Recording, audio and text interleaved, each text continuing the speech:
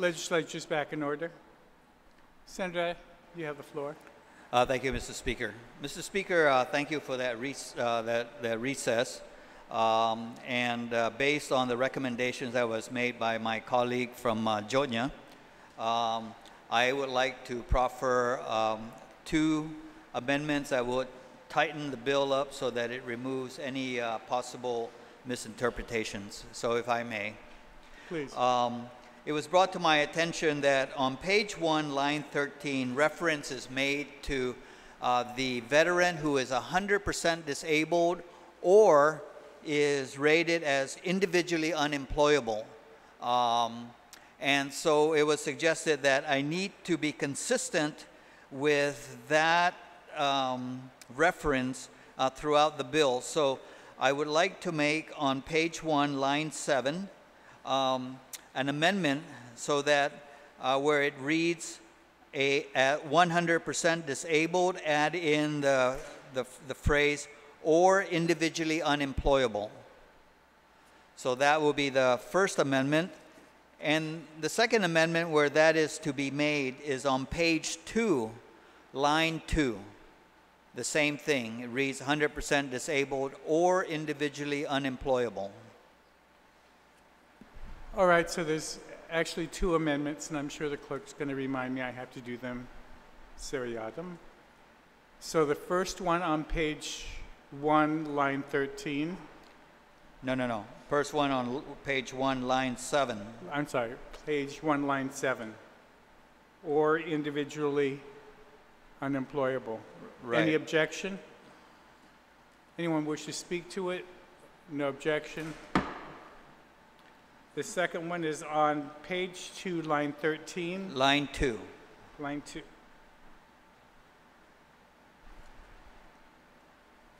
Okay. Any objection?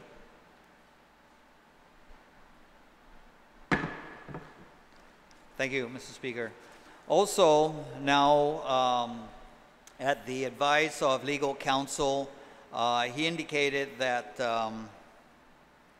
on page 2, starting at line 13, reference is made about the residents that will be qualified for this tax exemption, and that this residence really is of 3 types. So I've passed out, everybody should have a copy of the amendment which reads at the top, beginning on line 13, page 2, so that it reads that for purposes of this section, the word residence includes 3 types of structures. One is the entire homestead when it is occupied by a qualified 100% disabled veteran or individually unemployable, the surviving spouse or legal guardian as a residence. The second semicolon, the second type is the residences where the disabled veteran, surviving spouse, or legal guardian owner sublets not more than 1 room to a tenant. And third is the premises that are held under an agreement to purchase the same for a home where the agreement has been duly entered into and recorded prior to January 1 of the preceding tax year for which exemption is claimed, whereby the purchaser agrees to pay all taxes while purchasing the premises. So it's just an amendment that actually brings clarification as to the kinds of residences that would qualify for this tax exemption. So everyone's received a written amendment with several things. One including the words and individually unemployable. Correct. And then making some grammatical corrections. Correct. In that section. Any senator wish to be heard on this amendment? Senator Duggan. Thank you very much, Mr. Speaker. Just a very quick suggestion. because the individually unemployable is the veteran status.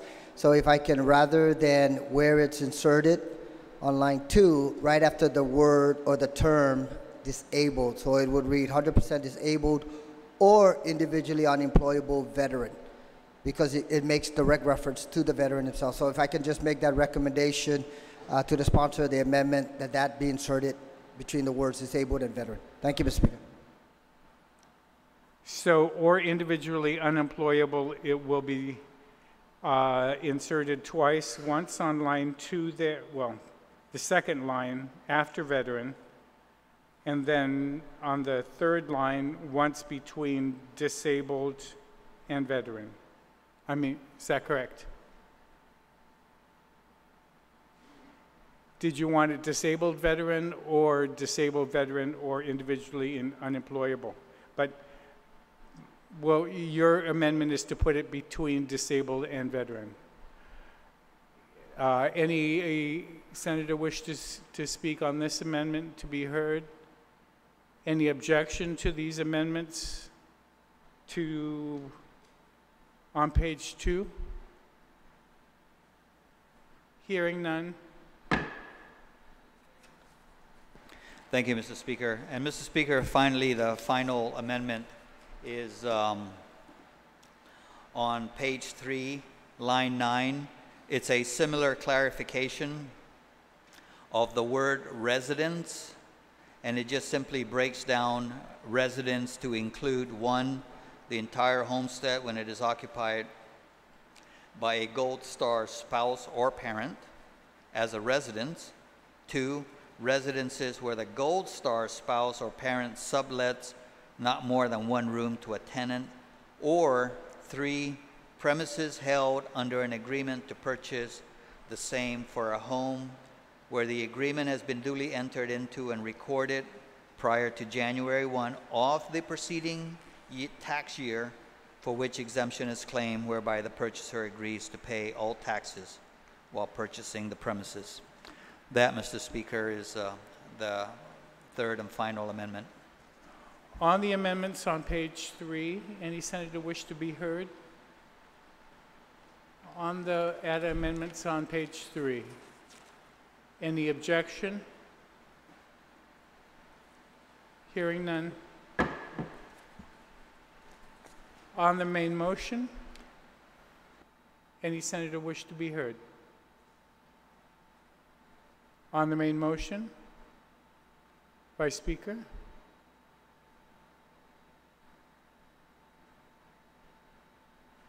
Thank you, Mr. Speaker. I just wanted to ask if the author would yield the BBMR estimates and fiscal impact of this bill. I stand in support of the bill. BBMR, however, estimates the impact before these changes to be $432,000 for fiscal year 2018.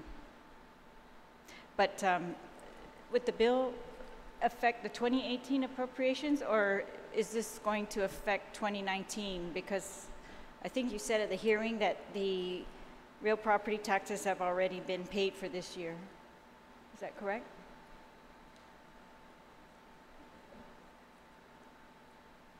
I think that would be the annual loss. That would be the annual impact. Correct.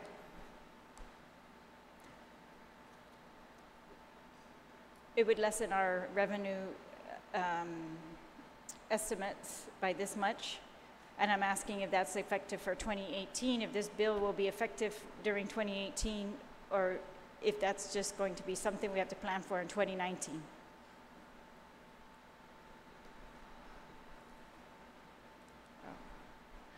All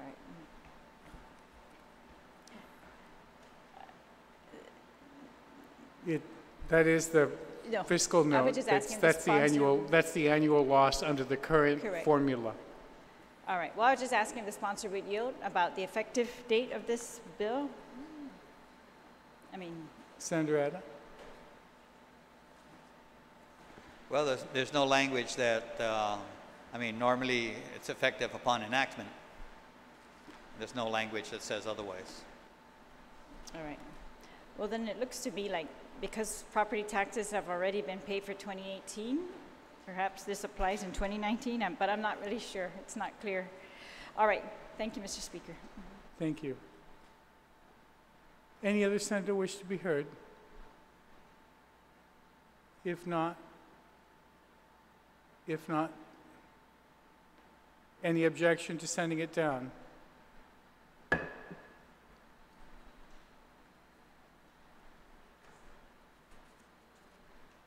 Senator Munya, you're recognized on Bill 227.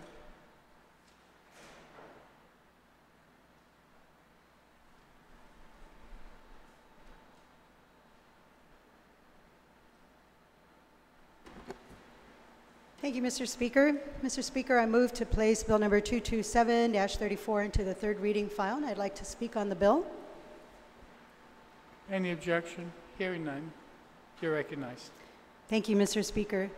If you and my colleagues would indulge me a few minutes, I would like to kind of get into a lot of my findings with some of the stakeholders that we've met and some of the organizers as well. Mr. Speaker, Bill number 227 proposes changes to health insurance coverage required of health insurance companies doing business on Guam, especially in the areas of breast cancer screening. Currently, U.S. health insurance companies generally follow requirements of the states that they market insurance in, or recommendations of the American Cancer Society, or the United States Preventative Services Task Force, which is the USPSTF. The USPSTF recommendations are the minimum coverages to comply with the provision of the Affordable Care Act, also known as the Obamacare. These recommendations are graded according to the degree to which the task force believes the screening is a benefit to the patients. In the area of breast cancer screening, Guam health insurance companies generally follow the USPSTF or the American Cancer Society screening recommendations. For GovGuam employees enrolled in their plans, breast cancer screening guidelines are a matter of existing law back in 1991, and they differ from the USPSTF Grade B recommendation. Here are some of the differences. The USPSTF recommends biannual screening mammography for women ages 50 to 74.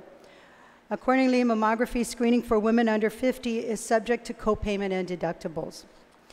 For GovGuam employees, Guam law requires insurance companies to cover a baseline screening mammogram for women ages 35 to 39, a biannual mammogram for women ages 40 to 49, an annual mammogram for women ages 50 and older, and for women of any age with any family history of breast cancer, a mammogram upon recommendation of the woman's doctor. These mammograms are done without copayments and are not subject to deductibles. Mr. Speaker, you and our colleagues here will recall that we deliberated last year on a couple of similar bills that dealt with prostate cancer, cervical cancer, and even colorectal cancer screening. Now, the reason why we didn't include breast cancer at the time is because of all the conflicting recommendations among the various cancer-related entities. The issue was and continues to be debated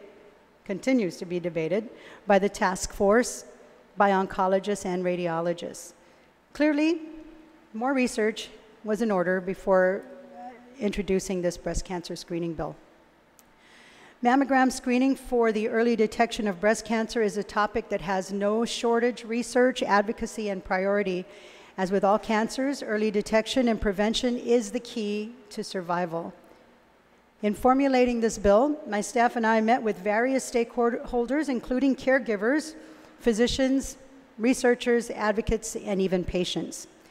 These meetings confirm that breast cancer remains a significant health issue facing women on Guam and many of the individuals we met with belief that the rates of occurrence are higher on Guam than the national averages. We met with insurance companies who recommended that we stick with the USPSTF recommendations because they are research-based, that's quote-unquote research-based. As though radiologists and oncologists and other health professionals don't conduct their research as well. The findings that led to the USPSTF Grade B recommendations are Number one, there's no significant decrease in mortality for beginning screening at younger ages, as most breast cancers are slow growing. Number two, that early mammograms lead to false positives and unnecessary surgeries and other interventions. Number three, that clinical breast exams and patient self-exams lead to anxiety and false alarms and unnecessary procedures. Number four, that women with certain types of breast cancer, such as ductal carcinoma in situ, generally should not be treated as tumors, seldom become metastatic. Number five, that screening should begin at age 50 and continue every 2 years after age 75. We also discovered that no member of the USPSTF is involved in the treatment of women with breast cancer, nor is any member an expert in breast cancer screening. Further, the USPSTF recommendations are based on the chances of women dying of cancer and not whether a woman will get cancer. The USPSTF Grade B recommendation has and continues to be disputed by nearly every national breast cancer advocacy and research organization. Agencies such as the American College of Radiology and the Society of Breast Imaging said that in a joint statement that following the recommendations would result in lethal consequences for thousands of women each year. Now, based on the National Cancer Institute data, it is estimated that if women now in their 30s were to follow the USPSTF guidelines and wait until age 50 to be screened every 2 years, there will be as many as 100,000 lives that will be lost that could have been saved by the annual screening starting at age 40. According to the American Cancer Society, 25% of women who die from breast cancer are diagnosed in their 40s. While more women in their 50s develop breast cancer, women in their 40s tend to develop cancers that are more aggressive with worse prognosis. On Guam, Mr. Speaker, data from the Guam Cancer Registry shows that from the years 2000 to 2015, of the 919 women who had breast cancer, 257 of them were under the age of 50. That's 30% of breast cancer cases, 30%. 257 Guam women who could have died if they waited until they were 50 to get screened. Both the USPSTF Grade C and the American Cancer Society recommendations allow women to begin mammogram screening at age 40. The American Cancer Society recommends that annual screening begin no later than age 45 and continue to age 56 and every 2 years thereafter. Just last month, the American College of Radiology recommended that women of higher risk should get screened even as early as age 30. Most of the witnesses that testified at the hearing, and I thank them, that came out for this bill, were patients that were diagnosed with breast cancer under the age of 40. Now, Mr. Speaker, there was no shortage of women that were diagnosed with breast cancer within the ages of 40 or even under the age of 40. I know several of them. And according to the statistics, Mr. Speaker, 1 in 8 women will get diagnosed with breast cancer in their lifetime. And maybe if one other person, if you're that person that was not diagnosed, you can come across another 7 women and you could still have that opportunity to be diagnosed with breast cancer.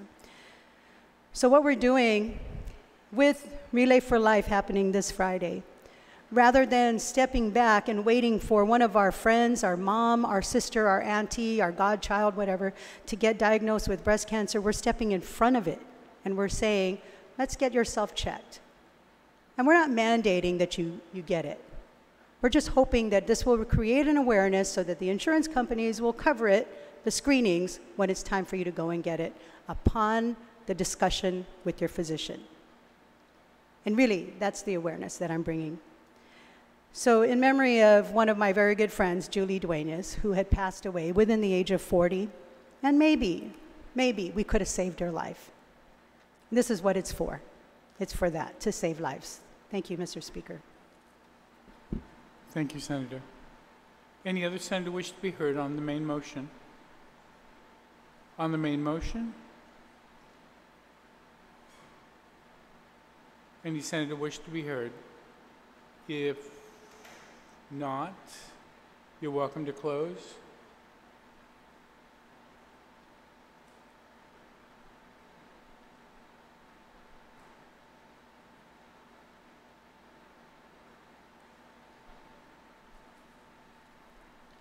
Mr. Speaker, can I just offer one little amendment, and it's really just for the date. If we go to page 3, I don't have a page on here, page 3, line 8. Of course, this measure, we've been looking into this for quite a while. On page 3, line 8, it says, or after January 1st, 2018.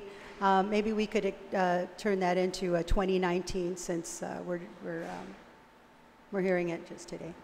Is it okay we turn it to 2019? Okay. On the amendment to change 18 to 19? No objection? Okay, thank you, Mr. Speaker. On the motion to send the bill down to the third reading file? There being no objection. Senator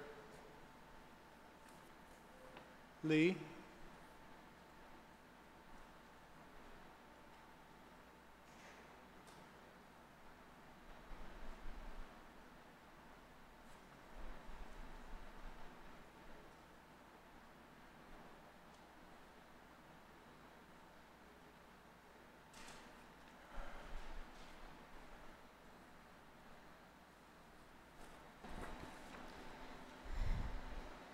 Sidusmasi, Mr. Speaker. I move to place Bill number 268-34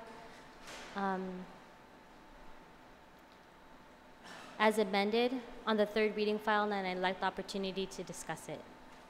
Okay, so just so the clerk doesn't jump back on me, can you read the complete line after the number? The one that has been circulated is as corrected by the prime sponsor and amended by the committee. Sure. Is there another version that we should, please? I move to place Bill number 268-34 COR as corrected by the prime sponsor and amended by the Committee on Environment, Land, Agriculture, and Procurement Reform onto the third reading file, and I'd like to discuss it. Everyone's received a copy. Any objection? Hearing none, you're recognized.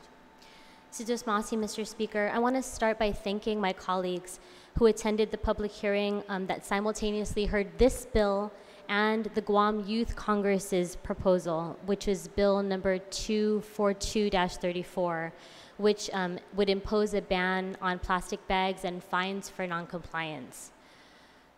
During that public hearing, we heard hours of testimony that day, all in support of the intent of both of these bills, in addition to a large number of written testimony from environmentalists, from students, from children, but also from our business community, all in support.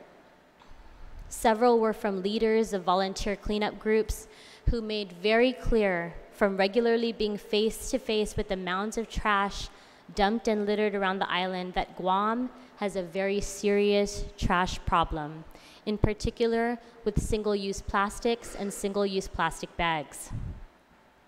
Cleanup groups have been active for the past 10 to 20 years. Payless has had its reusable bag program now for 10 years.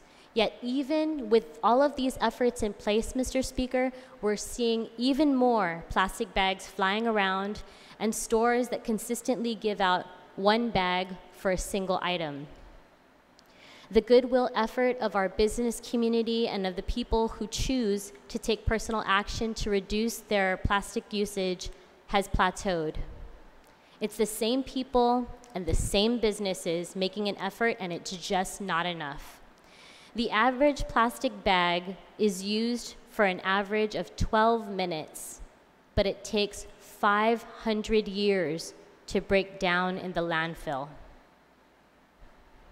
The average plastic bag is used for an average of just 12 minutes.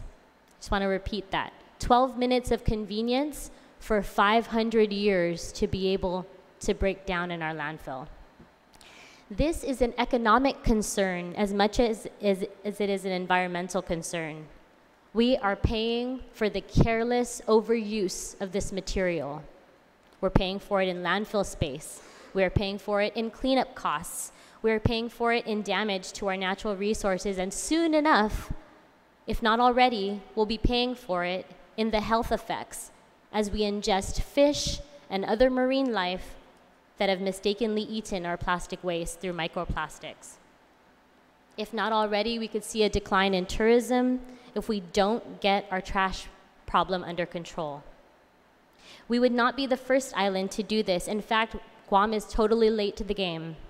Our Pacific Island neighbors, including Yap, Palau, the Marshall Islands, and American Samoa, have already passed legislation. This is in addition to the islands of Hawaii, the state of California, and an exponentially increasing number of other states, communities, and entire countries, most recently Taiwan, who have introduced and passed legislation like this. Following the public hearing and a number of testimonies we received, it's clear that our community is ready to make this change and willing to give up a temporary convenience for long-term health of our island and our people. The question is, what is the best way to address this problem on Guam? What is the best way to reach the ultimate goal of less plastic without burdening businesses with additional administrative tracking and without burdening the government with tracking fees and handling enforcement? Bill 268-34 has been amended to take into account the suggestions from the testimonies, including the concerns raised by the Guam Environmental Protection Agency. We do not want to place additional burdens on Guam EPA's mandates. So in the bill, 1, the carryout bag fee has been removed, and 2, the ban on plastic carryout bags will be instituted January 1st, 2021. This amended bill will allow for a clearer pathway to our ultimate goal. I should note that while communities around the world have adopted either a fee or a ban, all of the islands around us that I mentioned before, as well as all the US territories that have implemented plastic bag legislation, have opted for a ban versus a fee. This could be because we, as islanders whose livelihoods are tied and connected to the ocean, whose land is limited, have more at stake.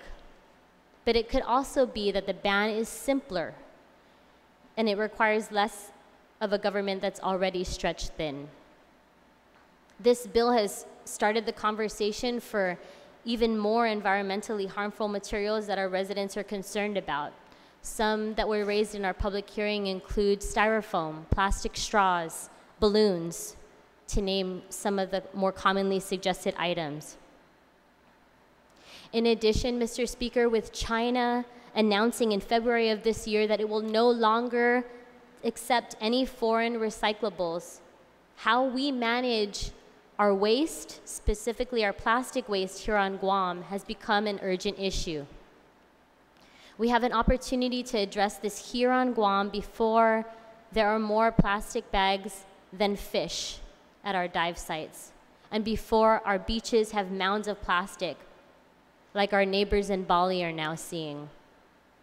This bill currently provides an exemption for produce bags, although several testimonies ask that the bill also ban produce bags.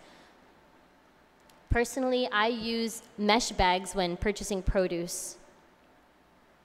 And it's a reusable mesh bag that I bring to the store. You can put your bok choy or your onions or whatever you have in there.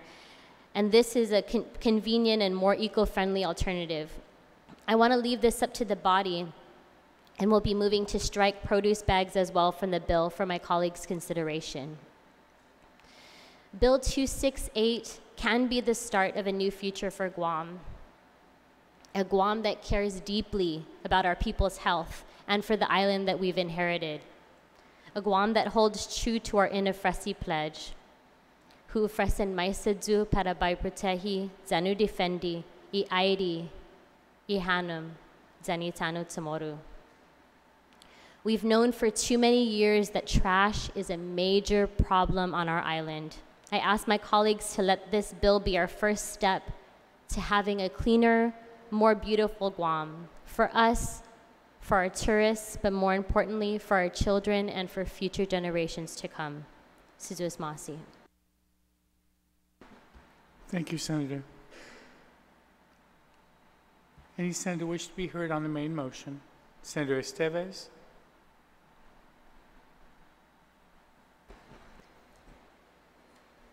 Thank you, Mr. Speaker. I rise in full support of Bill 268-34. I'd like to commend the author for taking advisement from those within the community and experts within the field. I was pleasantly surprised and actually extremely happy that the optional bag fee was removed from this piece of legislation. I am also very appreciative that in doing so really demonstrated to me the intent of an author of this piece of legislation. It really takes a serious approach at addressing this detriment to our environment. And while I had my reservations with the bill as it was previously written with the bag fee, again, I am happy that it's removed. And at this point, I stand in full support of this measure and any additional measures as previously alluded to by the author to further extend the protection of our environment and other bags that might cause harm. Thank you, Mr. Speaker. And again, thank you to the author.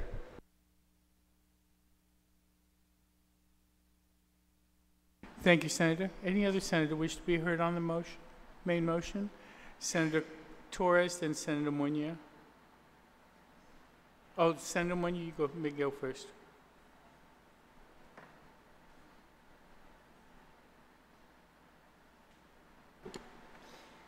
Thank you, Mr. Speaker. I rise in support of this bill. I know it's kind of hard to imagine life without plastic because it seems like our life is surrounded by it. Everything we do, everywhere we go, it seems like it's everywhere. But given the timeline, I think it's definitely doable, and it gives people an opportunity to start planning for that. In a recent trip, everywhere I went, you were charged, and especially the major chains, if you used a plastic bag, you get charged for it. So I think people are already starting to understand that mentality. I do rise in support of this, and I hope my colleagues do support it too as well. Thank you. Thank you, Senator. Senator Camacho Torres.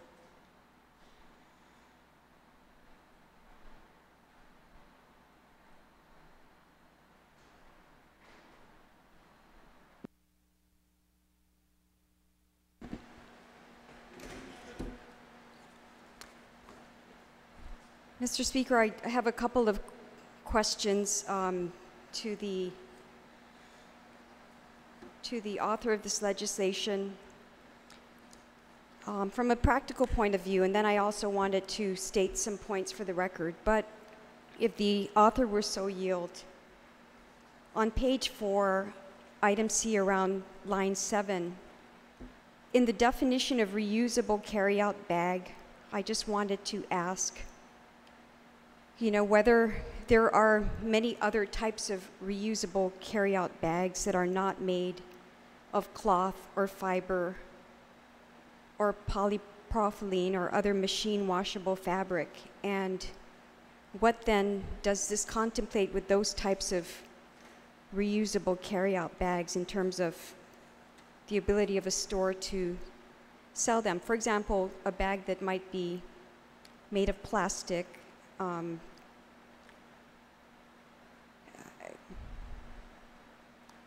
that is not otherwise, I mean, what happens to other types of bags right now that are not within this category? Do you yield, Senator? I do, and I thank my colleague for the question. I took the liberty of going to a number of different grocery stores here on Guam and retail establishments, and a number of their reusable bags that they have for sale in a number of these establishments all fit within this, the description of these that's listed on page 4, lines 7 to 9. We actually took the liberty of adding polypropylene because a majority of reusable bags have this type of material that they use. And so I think that it covers a majority of what's currently available for reusable bags. And if the author may so yield, the other question that I had too is in disposable carry-out bags, this doesn't contemplate bags that are used to safeguard garments that are sewed. Is that which also have to be protected from soil and dampness, as are some of the items listed here. So how do we contemplate or provide for the need to safeguard those types of items, retail items such as clothing or anything that might be stained or spoiled by soil or humidity? Thank you. Also on page 4, line 1, it's subsection 7. It's a bag used for laundry dry cleaning. So it's typically the same kind of bag that would be used for dry cleaning, would be the same bag that many retailers provide for garment bags. It's a very similar one. So I think it would,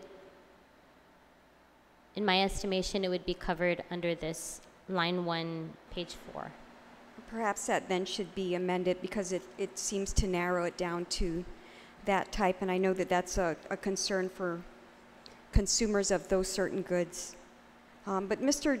Chair, Mr. Speaker, I just wanted to state for the record, you know, a lot of times when we look at legislation, we want to be very factual, and nobody disputes, including myself, the need to cut down on the use of plastics, especially those types of plastics bags that have been shown to be problematic. But I want to highlight, though, I ran across an article recently on Earth Day, in fact, and it was published in the Seattle Times. But what this article pointed out that I wanted to also reiterate for the colleagues is, you know, let's at least, I'm not disputing the need for a ban, but I think that we have to be clear about understanding whether a ban on plastic bags is the cure-all for the problems with plastics in our ocean. What this article pointed out, and I'm just stating it for the record, just so we make an informed decision. The latest blight on the reputation of plastics, those vast piles of plastic floating in the ocean, there's some facts associated with that. Number one is those types of plastics aren't made of plastic bags and straws. They're mostly made of abandoned fishing equipment. The second biggest contributor wasn't man throwing things away, but a tsunami striking Japan and sweeping all kinds of things out to sea. A third point is, while thousands of tons of the plastic floating out there were thrown away, they weren't thrown away here in the United States. Asia is home to 5 out of the 5 biggest plastic polluters. And banning things such as single-use plastic bags and straws are not necessarily among the best solutions to stopping the pollution of our oceans. So what I wanted to point out is, you know, there are certain steps that we can take, but when we start associating a problem, which is the tonnage of plastics in the ocean, and while we want to embark on steps that we can take, incremental steps, this may be one incremental step, but I think that we need to be clear that the biggest perpetrator is really beyond the everyday consumer and what they do. While it may be a step in the right direction, it isn't necessarily the end-all and cure-all. And so I just wanted to state that for the record.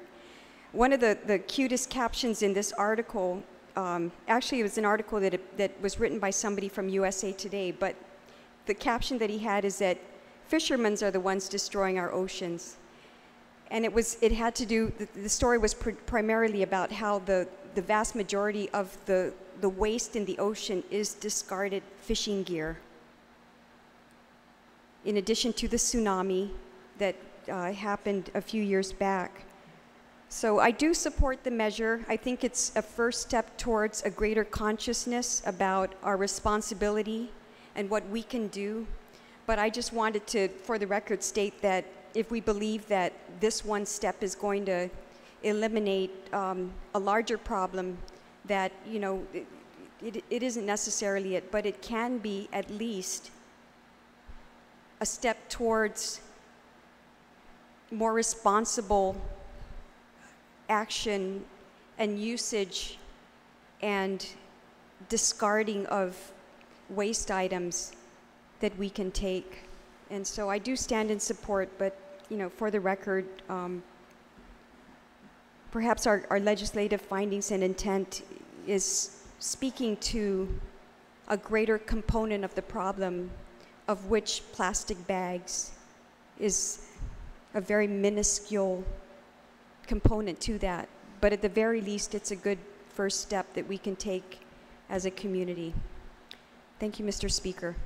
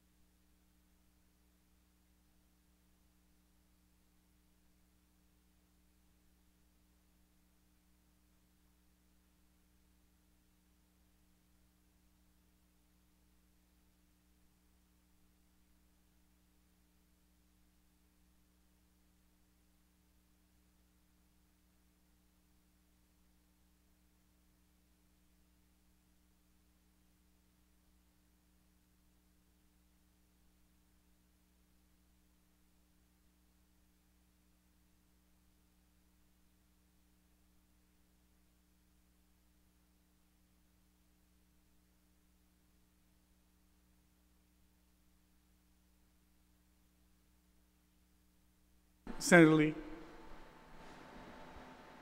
Thank you, Mr. Speaker. Just in response to the previous speaker, I wholeheartedly agree that this will help to really elevate the consciousness, and I think it already has, in a number of opportunities for our local newspapers and all of our local media partners have covered this bill and this story.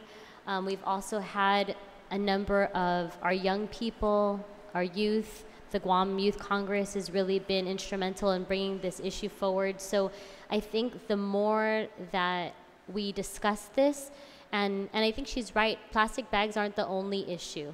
This is a small part of a greater problem.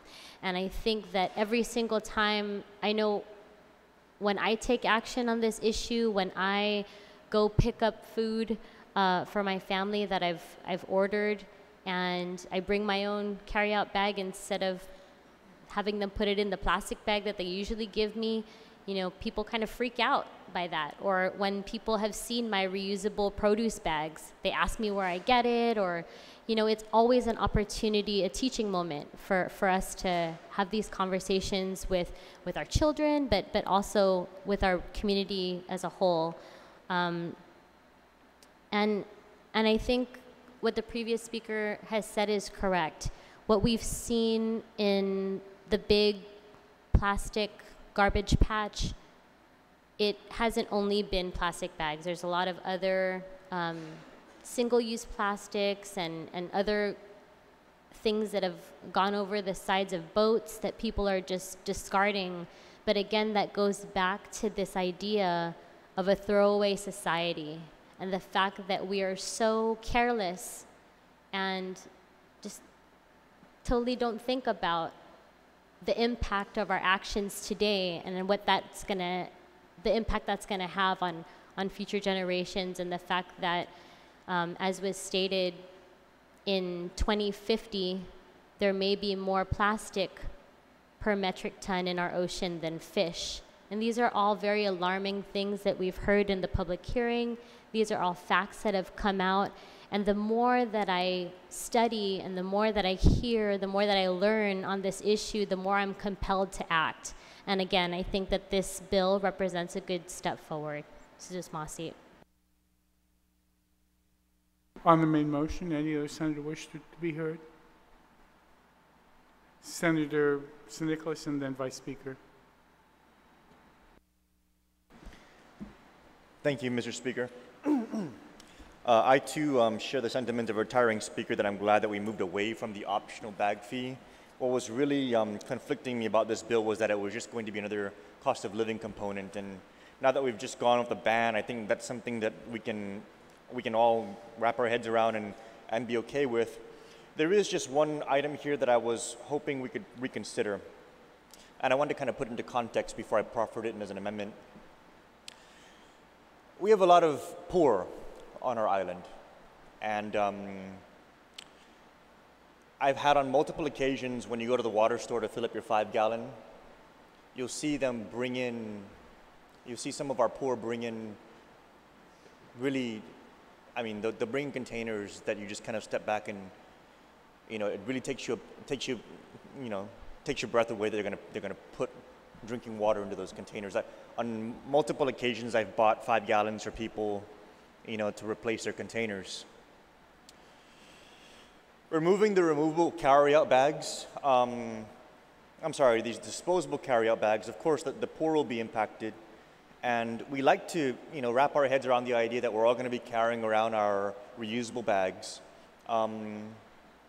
That's just a practice that's not, I just find that kind of a practice to be something that's going to be a little bit more difficult for our poor to become more accustomed to. And so on page 4, lines 21 to 22, we do allow for retail and wholesale establishments to offer paper bags, but we put a requirement in there that the paper bag has to be 40% made of post-consumer recycled content. And the reality is a paper bag is biodegradable. It's not going to last 500 years.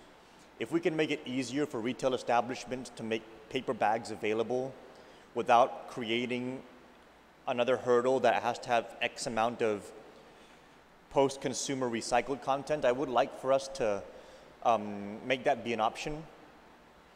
One of the things to consider also, Mr. Speaker, is that, you know, we have a lot of businesses that they're not brick and mortar businesses. They come, they set up shop, they break down, you know, and so they carry a lot of this stuff with them.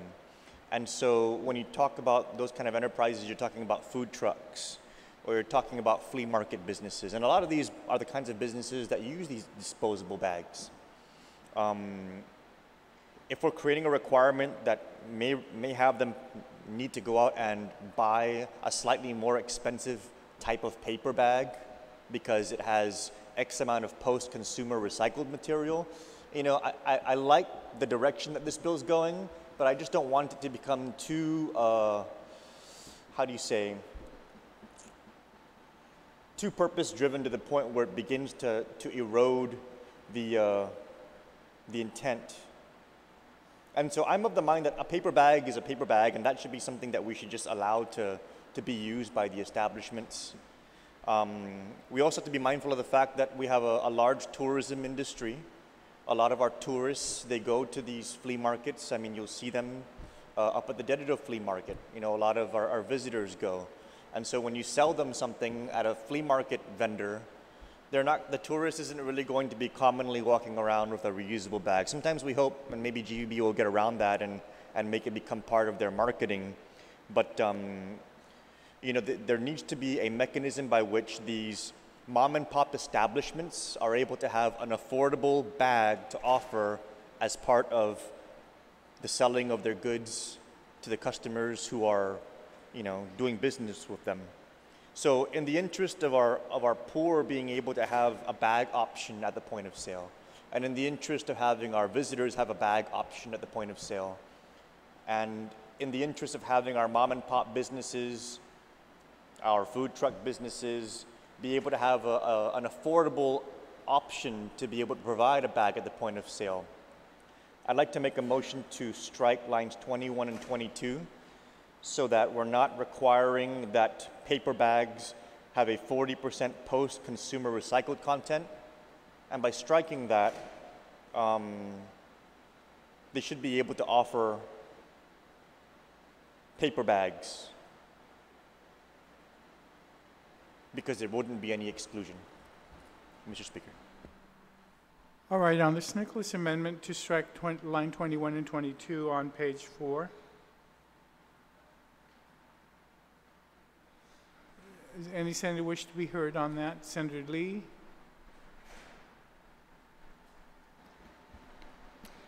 Thank you, Mr. Speaker. Just on the point that that it would be a burden on our consumers to be able to afford or to remember to bring bags. Again, I just want to reiterate that plastic bags are used for an average of 12 minutes, yet they take 500 years or more to degrade in a landfill. So the fact of the matter is that we're all paying very dearly for the use of these conveniences. So the momentary convenience really pales in comparison to the centuries-long damage that we're inflicting. Many states and communities around the world have already implemented fees or banned plastic bags. And I think one of the things that was really, that brought a lot of hope and was exciting to me when I heard about it was the fact that the University of Guam Center for Island Sustainability and many other nonprofit groups have pledged that once this bill takes into effect, if we are able to get the support in this body and the support of the governor and this bill is signed into law, that they will be, on the day that the ban is initiated, they will go out to our grocery stores and our retail establishments and provide free reusable bags. They, in addition to a number of their volunteers, will be there bagging groceries for people and helping our island to move in this very sustainable direction. So I understand maybe some of the pushback, but I just know that it's so many of the different events that we go to, the public events, these reusable bags are handed out on multiple occasions. You can get them at fairs in the Micronesian Mall. You can get them from so many of our different private sector our businesses that hand them out routinely at a number of different public events. So I don't think that access to reusable bags would necessarily be a reason not to support this. In terms of the 40% post-consumer recycled paper, I just want to note that paper bags are a lot more expensive to our businesses to provide. And so we want to make sure that that's one of the reasons why we indicated that it should be a shall instead of a may, or I'm sorry, that it's a, yeah, we didn't mandate that they provide paper as an alternative. So this is just an optional, it's an optional that they have paper, and that if they do provide paper, that it should be a minimum of 40% post-consumer recycled content, because I think that it just goes towards the intent of the legislation. But if the mover of the amendment feels that that's hindering him from supporting the bill, I have no objection. On this Nicholas amendment? On this Nicholas amendment, any other senator wish to be heard? Vice Speaker? The amendment is to strike line 21 and 22A.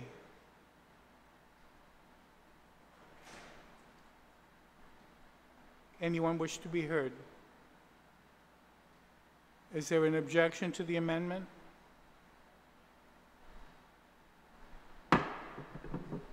Senator Nicholas. Thank you, Mr. Speaker, and thank you, colleagues. I just wanted to close by saying I hope there's no confusion. I do support the bill. I do recognize the problem of plastic and how long it's going to last. My concern was making sure that if we could make it as affordable as possible for our mom and pop operators to offer paper bags, by all means, let's do so. As far as the reusable bags and being able to provide for them, I very much agree that doing so is going to be a wonderful thing. As a matter of fact, I just met with my folks, and I'm going to be reprogramming some of my campaign money to make sure we buy more reusable bags and we give them out. You know, that's going to be one of our focuses now, that we're going to be creating this kind of circumstance. So absolutely, we do need to get behind it and provide the resources for our people to be able to make sure that they're going to be not too inconvenienced. But I'm thankful for my colleagues for supporting the amendment. I think that having a paper option, or at least affording our businesses the ability to have a more affordable paper option, is going to help this whole process along as we try and transition away from a plastic bag environment. Thank you, Mr. Speaker. On the main motion, any other senator wish to be heard? Madam Vice Speaker, on the main motion.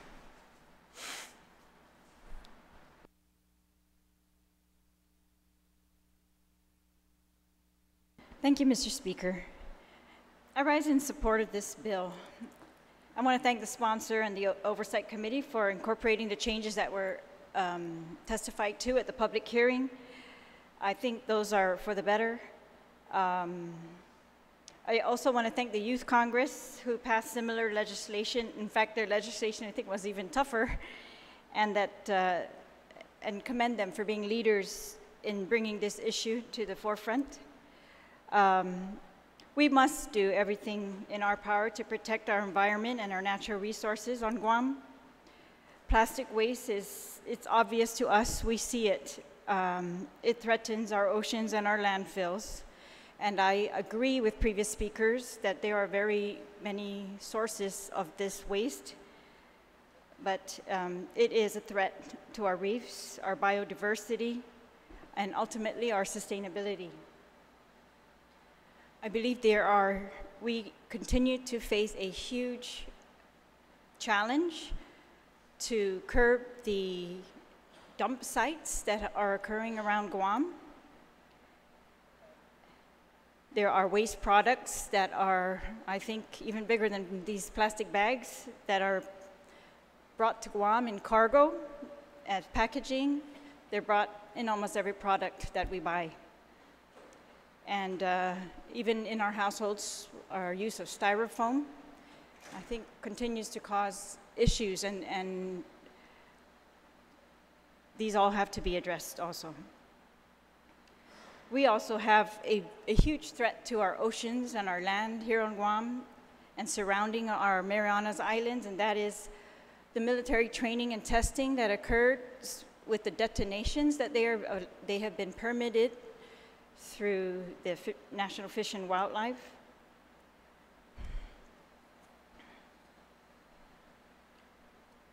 $12,580 detonations of various magnitudes per year for 5 years, and the 81,962 takings, which means injury, disruption of natural behavioral patterns, hunting, capture, or kill of 26 different dolphin and whale species per year for 5 years that are authorized in this Mariana Island training and testing.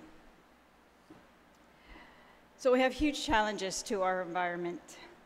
But I do support this bill because I believe, like the sponsor and with the Youth Congress, that we have to begin in our households. We have to begin with our own personal use of these products, and we have to do our part together with the other islands in our region to take care of our oceans together. And I think I'm proud that we will be joining them in this type of action.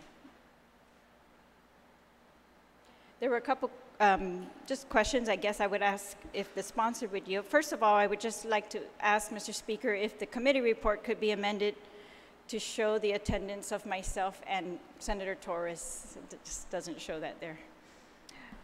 And secondly, I have a question if the author would yield. There were some concerns that were raised by EPA. And so they said that they would submit testimony on the original bill before the deadline, but I'm not sure if they were able to see this amended version and if their concerns have been addressed. And I think one of their concerns was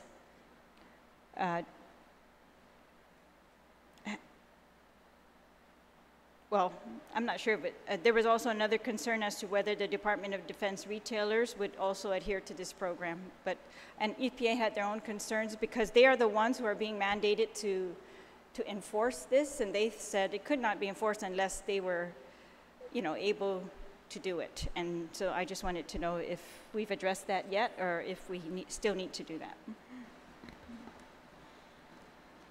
Mrs. Masi, yes, actually, we had an opportunity to meet directly with the EPA administrator, Mr. Walter Leon Guerrero, last week and discuss a number of these concerns. We had presented the amended bill to him, and he was good to go with moving forward. There were some issues regarding enforcement, and we talked through some of those, and that would also include working with the the Office of Technology to provide a website and a email address for members of the public to be able to contact EPA if they would like to report any issues that they might have, or to kind of assist them in their enforcement. We wouldn't be expecting EPA to be going out to all of these retail establishments and every single day and making sure that they were following the letter of the law, so the enforcement wouldn't be ramped up to that level. But we did want to encourage the public and members of the community to come forward if there were individuals or businesses that were consistently not keeping with the law as it's laid out in this bill. With regard to the committee report, I apologize for not including both the Vice Speaker and Senator Camacho Torres, as well as Chairman Atta, who were there for the public hearing, and I want to thank my colleagues for attending. In addition, we also received public testimony from Paduta Inc., and Senator Atta, or the chairman, had given it to me, and there's a letter from Paduta in support of the bill, so we'll be asking that this be included in the committee report as well. Thank you very much. Thank you, Mr. Speaker.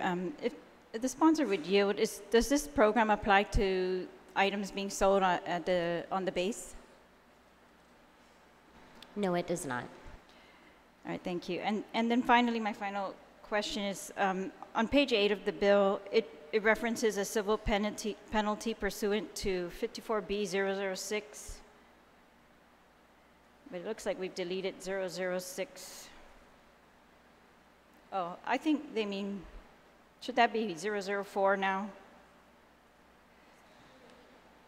There's a penalty on line 17 on page 8, pursuant to 54B006. If legal would confirm, I think that should be 004 now. Is that correct? Line 17? Yes, yes.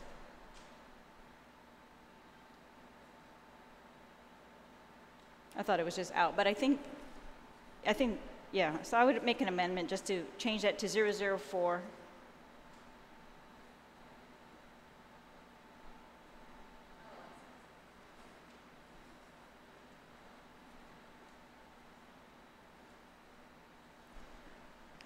On that amendment,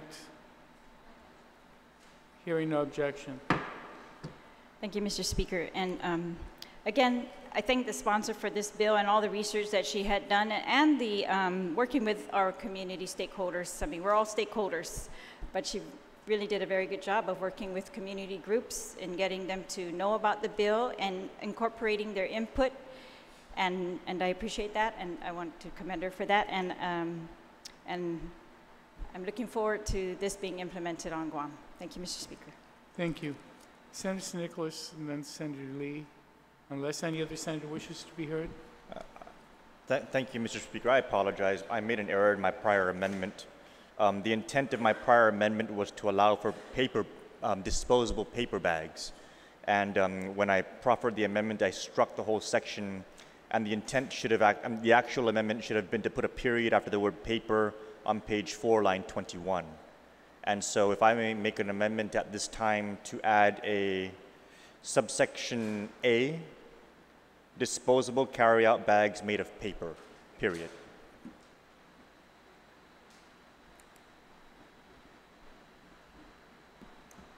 Is that amendment clear? We're just using what was there and putting a period after paper and striking all the words after and including shall. Okay? Any objection to the amendment?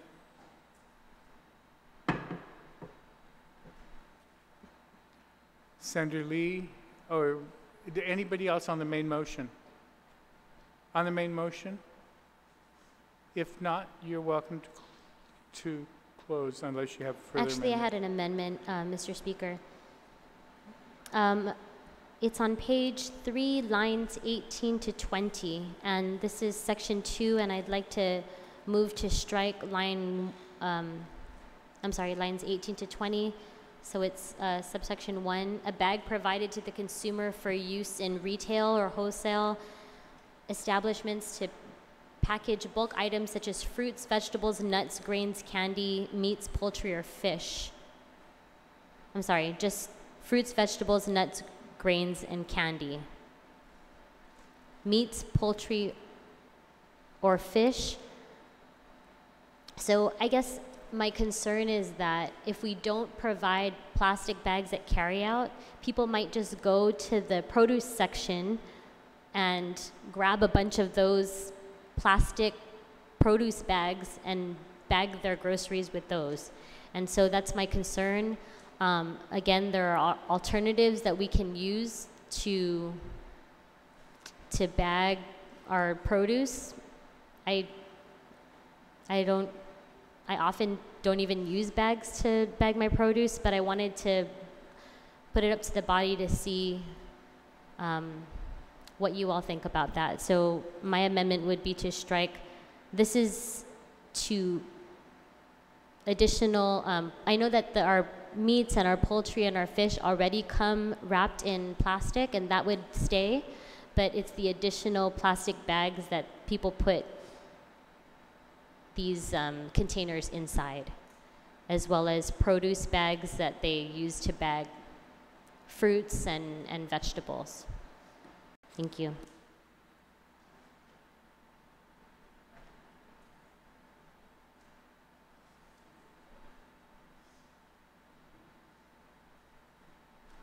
I believe that copies have been made. I'm not sure if they've been circulated. No.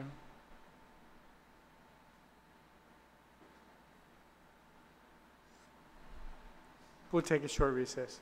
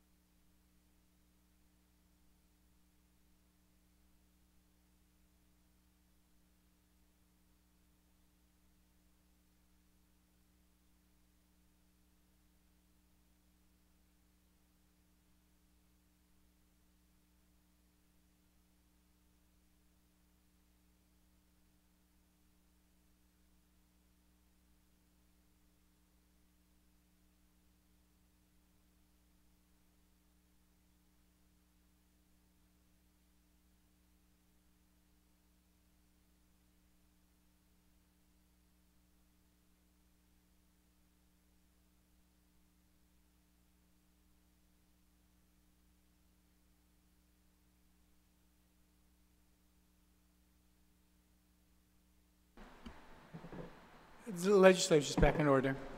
Senator Lee, Thank you, Mr. Speaker. I'll withdraw my amendment. thank you.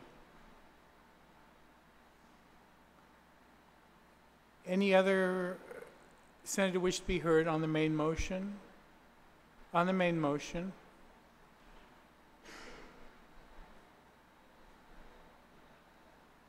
On the main motion. If not, Senator Lee, you're welcome to close. Oh, no, Vice Speaker? Vice Speaker, do you have a question?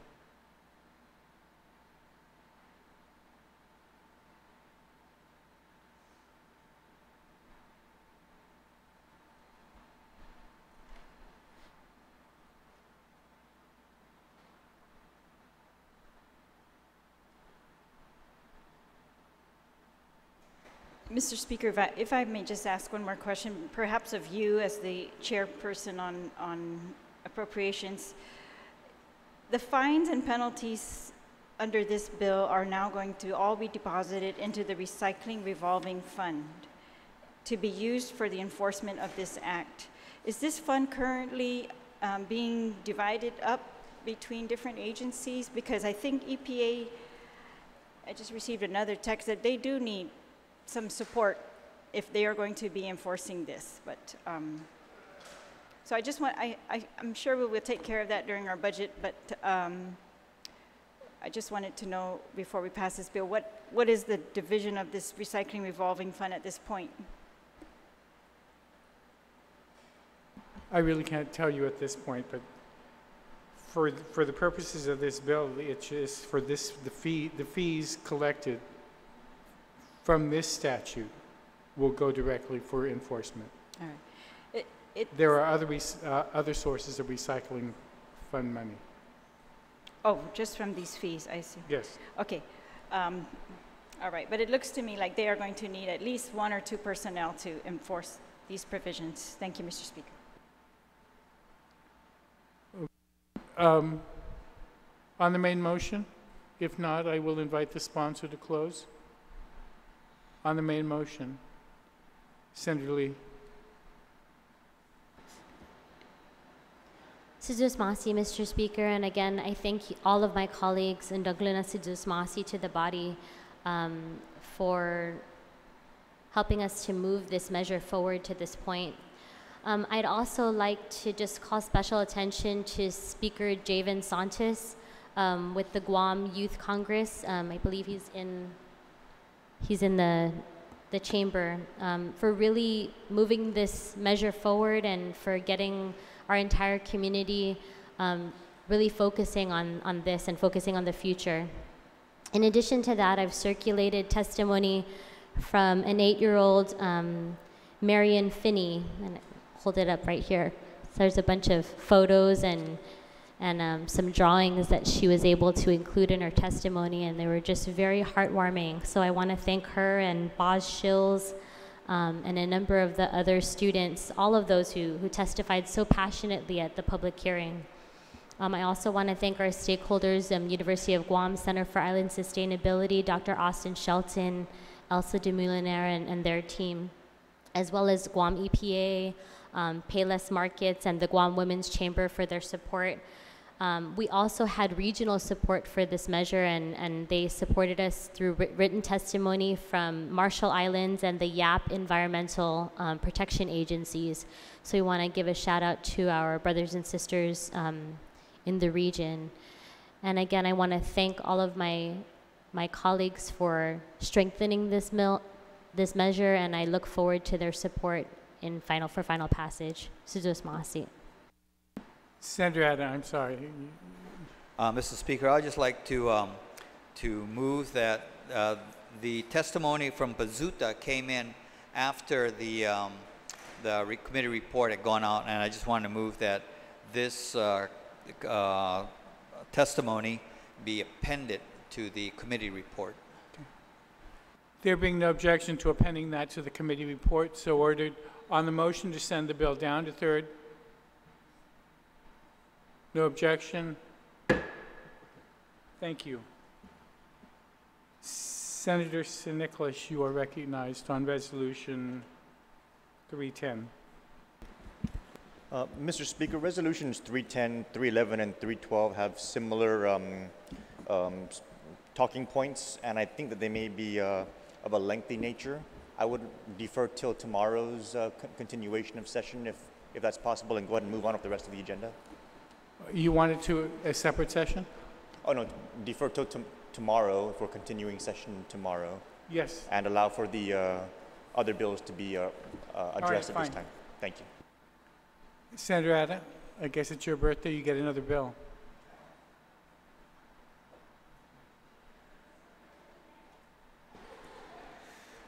Thank you, Mr. Speaker. Mr. Speaker, I move to place Bill 215-34 LS as corrected by the prime sponsor. Move it to the third reading, and I would like to speak on it. You're recognized. No objection to moving it to second. No, you're recognized. Thank you. Mr. Speaker, Bill 215 seeks to establish a Survey, Infrastructure, and Development Fund for the Guam Ancestral Lands Commission. Right now, the GALC is funded from the general fund, and although it has only a budget of $90,000 a year, it's $90,000 that really should be funded from the revenues that are generated from the leases that the Ancestral Lands Commission has in effect. So what the bill does is it identifies the proceeds from the leases that was recently entered into with Matson for the Polaris Point parcels. That's a lease that's generating a substantial amount of funds to the tune of about, I believe, about $250,000 a year. And so we want to take those funds and put it into this account. And from here, then they can use those funds to pay for its operational costs, therefore not requiring the $90,000 annual subsidy from the general fund. They can also use this to survey other Crown lands that they have. For example, up there in the back road to Anderson, across the street from where the GPA headquarters is a large tract of land that belongs to the Ancestral Lands Commission. These funds can then be utilized to survey that tract of land, put a access easement into it, and basically make it, put it in a shape that a potential developer may want to be able to take a look at the place. Again, this fund will be maintained separate and apart from any other funds, and not subject to the transfer authority of Humagalahin Guahan. And then it requires there on page 2, starting at line 20, that the Commission shall report on a semi-annual basis to the Speaker of Legislature in Guahan the revenues collected and expended from the fund, and post the same on the website of the Ancestral Lands Commission. And the fund shall be subject to audit by the public auditor. So that's basically what it does. The bill does not in any way divert any of the other funds that are generated from leases of Crown land, which are going into the land bank right now. The land bank, I believe, has about $5 million in it. They have not been able to make any distribution on that because they were still waiting for rules and regulations on that. But otherwise, we need to establish this fund. Thank you. Thank you, Senator. Any senator wish to be heard on the main motion? On the main motion.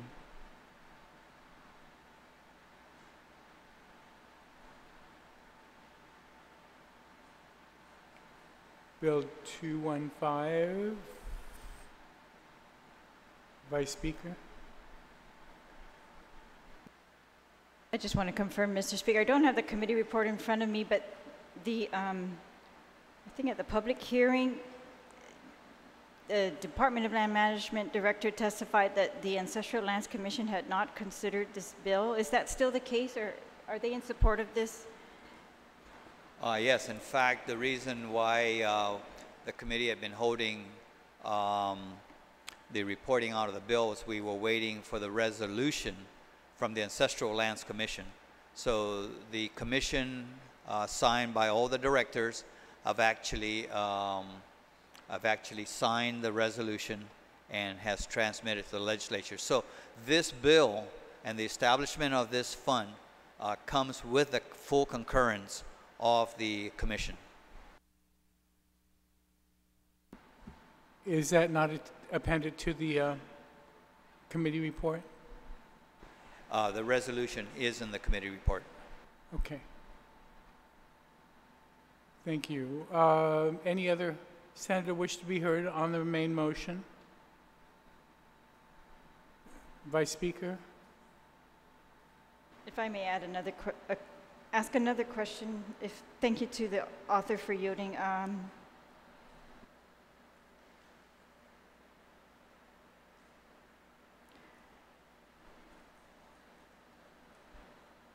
Sorry, just 1 second.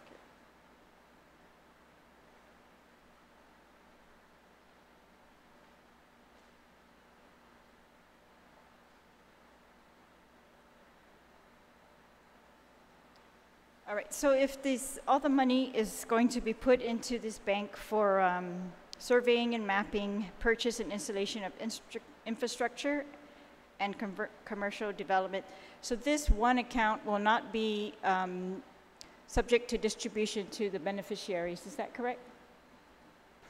That's correct. It's only the funds going into the land bank account.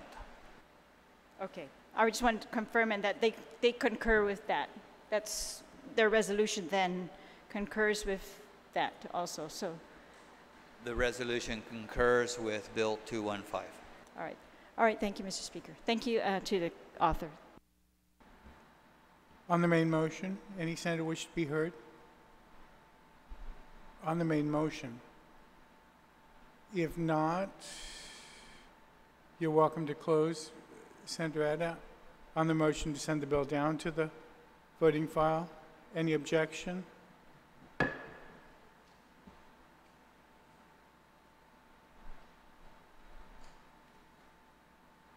Vice Speaker, you recognized on Bill 203.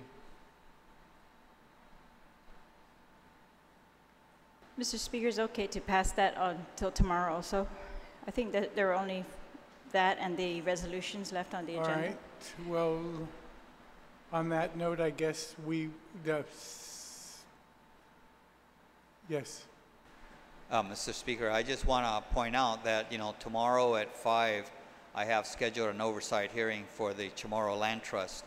And so if we could make the most of our time that's available today, that certainly would be very helpful. So we have that hearing on tomorrow at 5 and then on Thursday at 5. I fully expect that we'll be out. We would have completed by lunch. Unless something else comes up, we may. But otherwise, let's recess until tomorrow morning at 9. Thank you.